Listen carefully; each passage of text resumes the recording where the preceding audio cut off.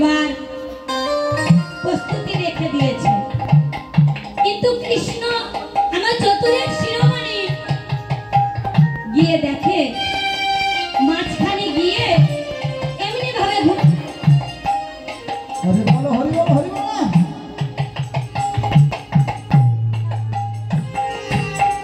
ভগবান আমার নারদ বলছে, প্রভু তুমি কি খুঁজছো গো? তা বলছে, নারদ আমি যে কি খুঁজছি আমি তো সেটা পাই না।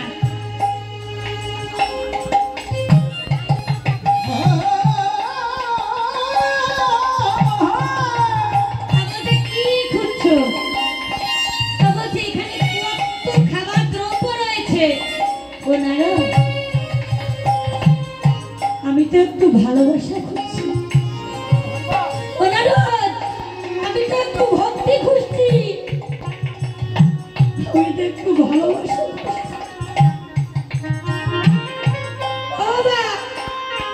এই জগৎ ভগবানকে যদি সেবা দিতে হয়,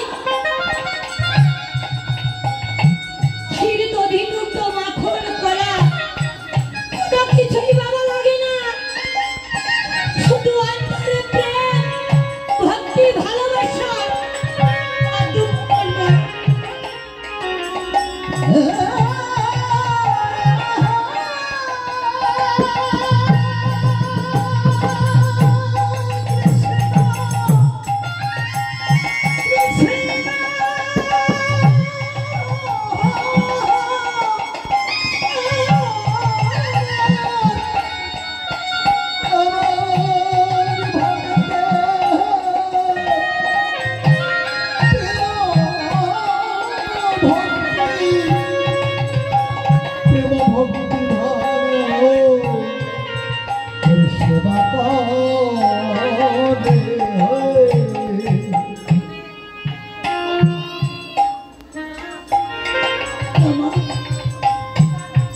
ভগবানকে সেবা দিলে একটু ভালোবেসে দিতে হয়, দুটো নরম বাড়ি দিতে হয়।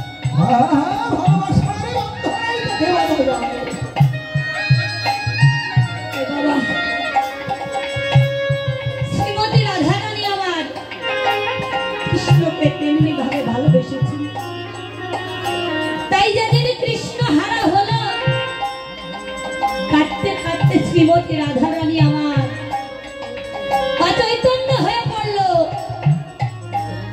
তখন সখীগণ আমার কি করলো? আজও বলছে, মরমের সখী কৃষ্ণ বিরহে শ্রীমতী রাধারানী প্রাণ বোধহয় এখনই চলে যাবে, তাই একবার করে শীঘ্র করে বৃন্দেকে স্মরণ কর। তাই আজ বৃন্দে দর্শন দিলেন, আর বৃন্দে এসে বলল, ওরাই ওরাই ধৈর্য মামা ধৈর্য গুরু গুচ্ছ মামা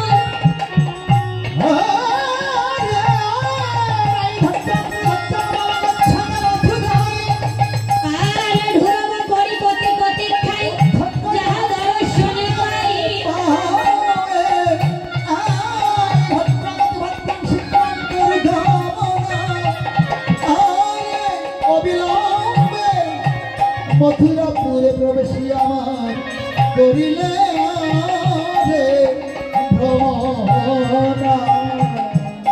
তাই বলছো, ওরাই একটু ধৈর্য করো, আমি যাবো মথুরাপুরে, প্রত্যেক নগরে নগরে ঘুরবো, ভ্রমণ করিব।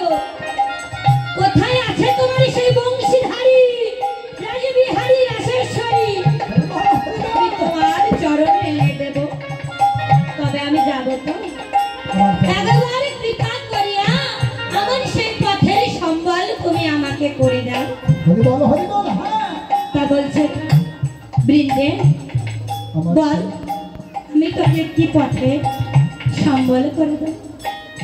তা বলছে, ওরাই একবার তোমার ওই কৃপা করিয়া চরণ ধরি আমাকে মস্তকে ধারণ করি, আমি সেই মথুরা করে সেই যাত্রা শুরু করব। তাই মা আমরা তো যাব সেই বংশীধারী রাসেশ্বরী সেই কৃষ্ণ গোপাল, তাই কৃপা করিয়া আপনার দেন যাতে আমরা সেই রাজবিহারী আমরা খুঁজে দর্শন করতে পারি। মায়েরা একটু কৃপা করে আমাদের একটু চরণ ধরি দান করবেন। কৃষ্ণ নাম শ্রবণ করেছেন, তাই আমাদের একটু পথের সম্বল করে দেবেন। শুধু ভক্তজনা এই লীলা শুরু করলে কিছু দান করতে হবে। আমরা এখনই লীলা সমাপ্ত করবো, তাই আপনারা কিছু দান করেন। তবে সবচেয়ে বড় দান হলো যেটা, সেটা হলো চরণ ধরি। বৃন্দে দতি আমার রাধারানীকে বললেন, রাধে রে হরি বলি দেবী রাধিয়া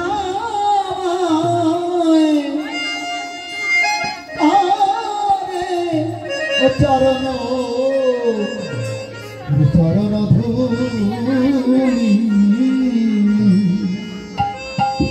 বলি দেবী রাধিকা চরণ ধুলি হরে দেবী রাধি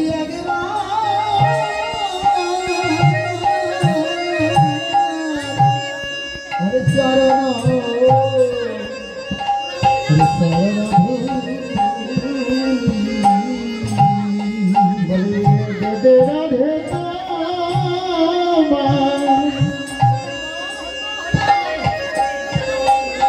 তোমার ওই চরণ